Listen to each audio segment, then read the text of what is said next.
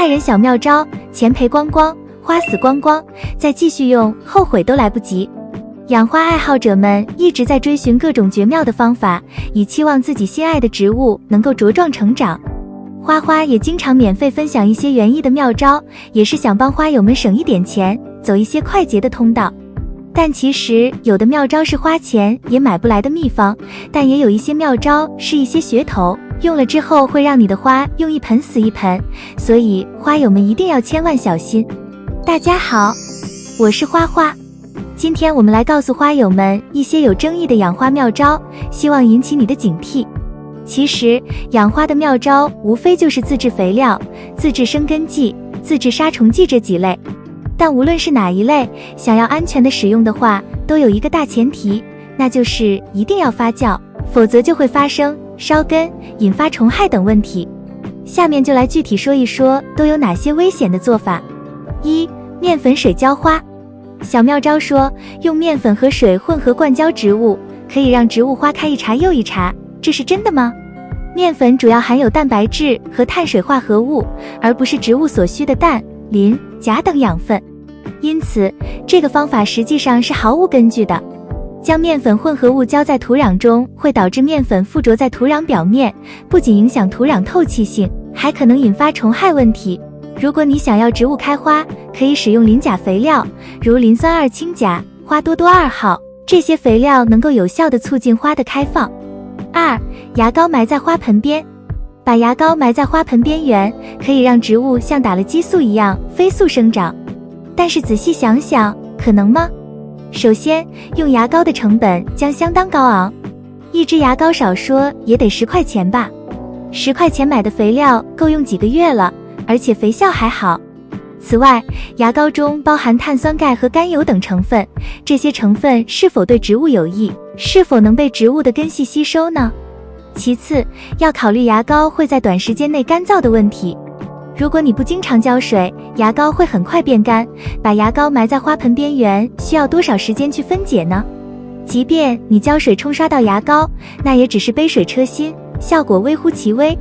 因此，切勿轻信牙膏可以让植物像打了激素一样飞速生长。3. 胡萝卜水浇花。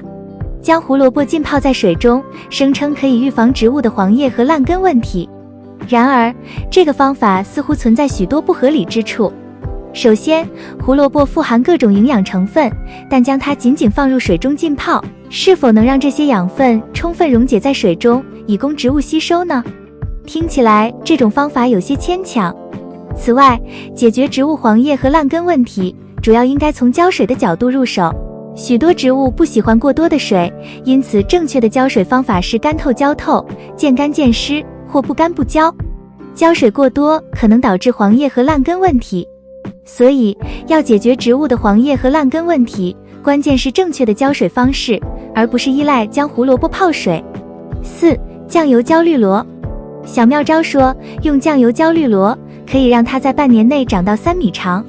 然而，这个方法存在明显的问题。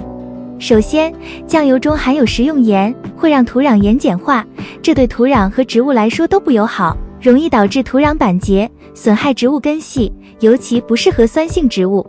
即便使用无盐酱油，成本也不低。为什么要花费大量的钱购买酱油，而不是购买廉价的肥料呢？此外，无盐酱油主要成分需要在高温下才能分解，而不是简单的用水稀释。因此，用酱油浇绿萝，或者要想发财树长得好，酱油兑水少不了，只会加速植物的黄叶和烂根问题，不能促进它们茁壮成长。如果你想让绿萝茁壮生长，要保持通风，避免浇水过多，定期喷雾以保持湿度。对于过大的植株，要修剪过密和枯枝等，以增加通风和透光性。除了自己 DIY 之外，还有一些养护的妙招也是万万不可取的。5. 底托加水不用浇。这种情况好多人都在用，就是在花盆底部加一个底托，然后在底托里边加上水，这样我们只需要往底托里加水，就能够保证植物不出问题，就不需要再去经常的给它浇水，就不会出现干根的情况。但是你想过没有，底托一直有水，底部的根一直处于很湿的状态，而且是一个淤积的状态，土壤根本就没有一个干的过程。你想象一下，有什么植物能够受得了这种情况？因为植物在土壤中生长，要有一个快速渐干渐湿的过程，如果长时间淤积，它必然会烂根烂叶，严重的整个植物就会彻底的枯萎而死。所以底托加水的方法是不对的，我们每次浇完水以后，水流到底托里，如果底托里有水，要把它倒掉，倒掉以后，保证土壤底部透气性好，通风好了以后，土壤上部和下部同时的快速渐干，之后盆土干的差不多了再浇水，这才是最正确的浇水方法，千万不要采用底托加水的方法。6. 室内不通风。室内空气不畅特别容易导致花死亡，因为不通畅的环境会影响花的正常呼吸，也会让盆土内的水无法尽快蒸发，从而导致烂根死亡。而且花草长时间在屋子内，还会跟人争夺氧气，对身体不利。正确做法，平常要多打开窗户通风透气，将花草搬到通风畅通的地方，从而让花草顺畅呼吸，也就不会死了。7. 浇水时间随意。其实浇水的时间是很有讲究的，特别夏季中午温度比较高，是切忌浇水的。如果浇水会使得土壤温度突然下降，再加上太阳暴晒，会造成植物的叶子焦枯。正确做法，如果是冬季，那浇水时间最好选择在中午12至14点之间，其他季节最好选择在早上10点之前。浇水前最好将自来水晾晒1天以上再使用，让水温和室温相近。8. 浇水只浇湿盆面。有些花友担心家里的花水多了会淹死，所以每次浇花的时候只将盆土上面那一层浇湿，殊不知这样会使植物底部的根系供水不足，而造成脱叶甚至枯死。正确做法，浇水应做到不干不浇，浇则浇透，即盆土未干时不要浇水，如果浇水则要一次浇透。切记不要让盆内积水，积水会导致植物烂根。9. 喝剩的茶水直接浇花。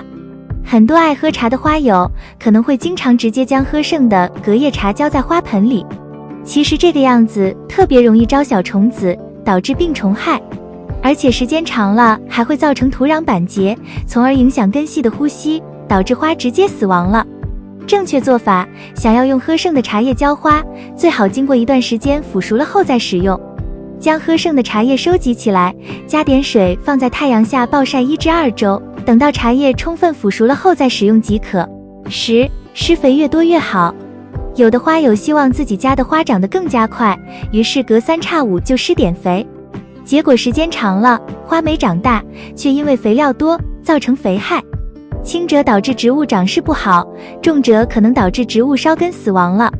正确做法，施肥应按照薄肥勤施的原则，以3分肥7分水为最好。特别是一些想要用营养液浇花的花友，注意用量要小，需要稀释后再使用，不能过肥。特别刚上盆的植物需要适应3个月后才能恢复施肥。11. 摆放在电视机旁边。很多花友都听说花草有吸收辐射的作用，所以喜欢在电视机旁边摆放花草，实际上这是不太好的。因为电视机在工作的时候发出来的放射性物质对植物的细胞有破坏作用，容易导致盆栽叶子变黄，还有可能会导致花死亡。正确做法，家里的盆栽植物尽量远离电视机的位置，不能靠太近，以免受到辐射的影响。12. 放在暖气旁或空调对口处。不少花友担心花夏天会晒死，冬天担心会冻死，所以经常把花摆放在直吹空调的位置，或是直接搬到暖气旁边。其实这么做很容易导致植物叶子变黄，根系缺水变干，之后变得萎蔫死亡。正确做法，如果是夏天，一定要让盆栽远离空调口，千万别直吹。早上晚上可以将花草搬到窗台边通通风。如果是冬天，不要让盆栽靠着暖气太近，只要温度够了就行。同时记得要多浇水，防止植物因干燥缺水死亡。13. 室内养花越多越好。有些养花者不管房间大小，功能如何，都在居室中摆上大量的植物，使空间显得凌乱、拥挤、狭小。结果养花不仅导致空间日常功能不能正常发挥，也使居室缺乏和谐美观。对植物的生长也不利。而且盆花在室内摆设时间过长，会由于阳光不足，造成生长不良。同时，花卉在夜间不进行光合作用时，也需要呼吸与人争氧。其实，一般15平方米左右的居室，只适合放2盆中型、大型植物，而小型植物放3-4盆就已经非常好了。以上就是今天分享的内容。喜欢我的内容，请点赞、关注并多多转发。感谢观看，我们下期再见。